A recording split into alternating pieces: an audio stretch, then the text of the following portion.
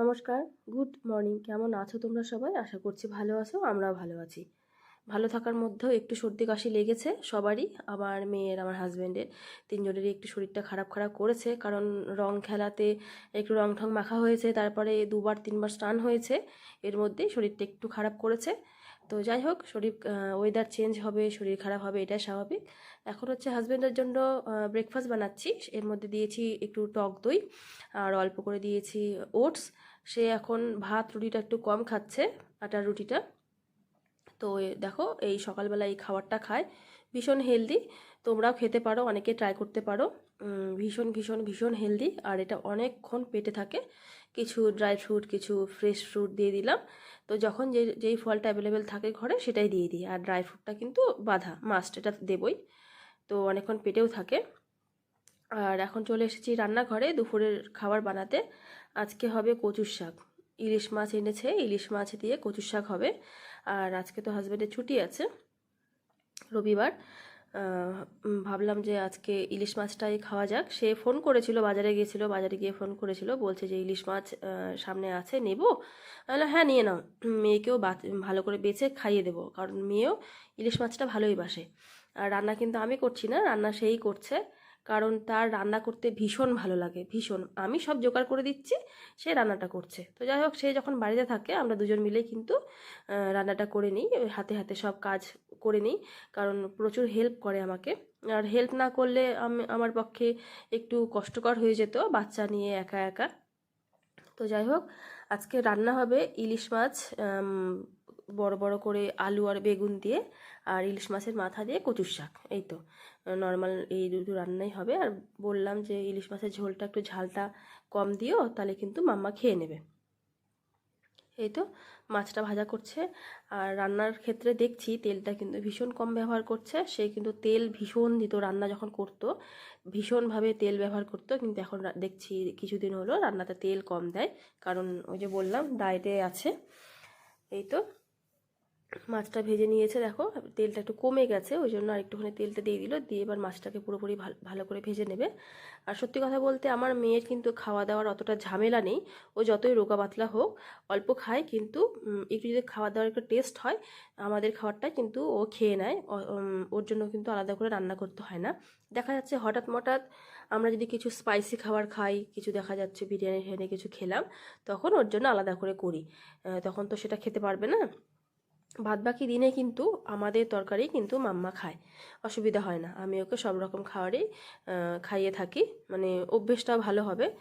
তো এই দেখো, তেলের মধ্যে একটুখানি কালো জিরে আর লঙ্কা ফোড়ন দিয়ে তাতে আলু আর বেগুনটাকে ভালো করে ভেজে নিল। ভাজার পরে ওর মধ্যে নুন হলুদ দিয়ে একটু জিরের গুঁড়ো দিয়েছে, আর কিছুই কিন্তু দেবে না। জিরের গুঁড়ো দিয়ে একটু গরম জল দেখো দিয়ে দিল, জিরের গুঁড়ো দিয়ে ভালো করে একটু ভেজে নিয়েছে, ভেজে একটুখানি কষিয়ে নিয়ে এই গরম জলটা দিয়ে দিল। আর কিছুক্ষণ ঢেকে রেখেছিল, দেখো এবার আলু আর বেগুনটা সেদ্ধ হয়ে গেছে। এবার মাছটাকে দিয়ে দিচ্ছে। মাছ যদি টেস্ট হয় এইভাবে আলু বেগুন দিয়ে পাতলা করে ঝোল কিন্তু ভীষণ ভালো লাগে। আর মাছটা ভালোই ছিল, যখন ভাজা করছিল না ভীষণ সুন্দর গন্ধ বেরোচ্ছিল, তাতেই বোঝা গেল যে মাছটা ভালোই আছে। এই তো মাছের ঝোলটা হয়ে গেছে, আলু বেগুন দিয়ে ইলিশ মাছের ঝোল খুব ভালো লাগে কিন্তু খেতে। তার মধ্যে করেছে কালো জিরে ফোড়ন দিয়ে। এই তো এখন করে নেবে কচুর শাকটা। কচুর শাকটা আমি সেদ্ধ টেদ্ধ সব কিছু করে দিয়েছি। এই তো দেখো বলে বলে দিচ্ছি যে কী কী করতে হবে। তেলের মধ্যে এখন দিয়েছে পাঁচ ফোড়ন আর একটা শুকনো লঙ্কা ফোড়ন, তাতে দিয়ে দিয়েছে কচুর শাকটা, কচুর শাক ভাপানোটা। কচু শাকটার মধ্যে না পাতা ছিল না, শুধু ওই ডাঁটটা যেটা সেটাই ছিল।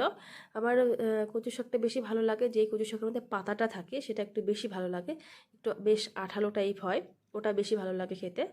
তো যাই হোক, ভালো করে একটু সেদ্ধটা করেছি, সেদ্ধ করে ভাপিয়ে ফেলে দিয়েছি জলটা, নয়তো কিন্তু গলা ধরার ভয় থাকে। এই তো লবণ হলুদ আর কিন্তু কিছুই পড়বে না এর মধ্যে, লবণ হলুদ আর জাস্ট শুধু মাথাটাকে দিয়ে ভেঙে দিতে হবে। আর দেখো বললাম যে একটু কচু শাকটা, মানে কচু জাতীয় খাবারে একটু বেশি করে ঝাল দিতে হয়, তাহলে কিন্তু গলা ধরার প্রবণতাটা থাকে না। তাই এটা যেহেতু মাম্মা খাবে না, সেহেতু কোনো রকম ব্যাপার না, ঝালটা বেশি করে দিতে বললাম। এই তো ভালো করে বেশ তৈরি হয়ে গেছে। এখন ইলিশ মাছের মাথাটাতে ভালো করে ভেঙে নিচ্ছে, তাহলে কিন্তু রেডি হয়ে যাবে। মাছটা খুব বেশি বড় ছিল না, ছোটোই ছিল, কিন্তু বেশ ভালো সুন্দর গন্ধ বেরোচ্ছিলো, খেয়ে বোঝা যাবে কেমন হয়েছে। দেখো আমার হাজব্যান্ড যে রান্নাতে এক্সপার্ট সেটা তোমরা দেখে আশা করি বুঝতে পারছো। ও কিন্তু ভীষণ ভালো রান্না করে, আমিষ নিরামিষ সব রান্নাই ভালো করে। তো এই তো প্রায় গোজো হয়ে এলো। আজকে আবার একটু বাইরে বেরোনোর কথা আছে। দেখো কত সুন্দর কালার এসছে, পুরো একদম কষাতে কষাতে বেশ একদম টাইট হয়ে গেছে, একদম বেশ ভালো লাগছে খেতে, লোভনীয় লাগছে। আর এই তো সময়টা অনেকটাই পার হয়ে গেছে, এখন আমরা রেডি ফেডি হয়ে বেরিয়ে গেছি। একটু ছুটির দিন বললাম যে একটু বাইরের দিকে আমরা ঘোরাঘুরি করি, মেয়েরও ভালো লাগবে। বিশেষ করে ওর জন্যই আরও বের হই, কারণ ঘরে থেকে থেকে পুরো বোরিং হয়ে যায়।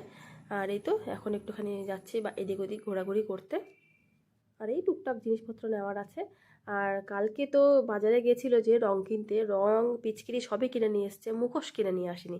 এবার একজনের মুখোশ পরা দেখেছে, এখন শুধু মুখোশ পরবে, মুখোশ কিনে দাও, মুখোশ কিনে বাবা আমাকে মুখোশ দাও। তো সেটাই এখন মূলত নিতে যাচ্ছি, দেখি কি মুখোশ পছন্দ হয় ওর। আর ওর বাবা কিন্তু ওকে সব রকম ট্রেনিং দেয়, দেখো এখন টাকা তুলতে গেছে, এখন বলছে বাবা আমিও যাব, আমিও করব। তো যাই হোক ওর বাবা ওকে শিখিয়ে দিচ্ছে। আর এই যে ঘুরতে ঘুরতে চলে এসেছি রঙের দোকানে, বাপরে এই জায়গাটায় কি ভিড়, খুবই ভিড় হয়ে যায় জায়গাটাতে। তোমার রেল গেটের পাশে তো ভীষণ ভিড় হয়ে যায়।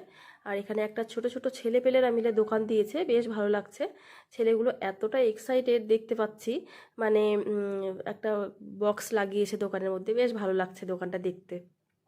আর মাম্মাকে জিজ্ঞাসা করছে এখানে কোনটা নেবে তুমি, তো একটা পছন্দ করেছে মিকি মাউসের, এটাই পছন্দ হলো, আরও রং বেরঙের অনেক দেখিয়েছি, ওর এটাই পছন্দ হলো, তো এটাই নিয়ে নিয়েছি।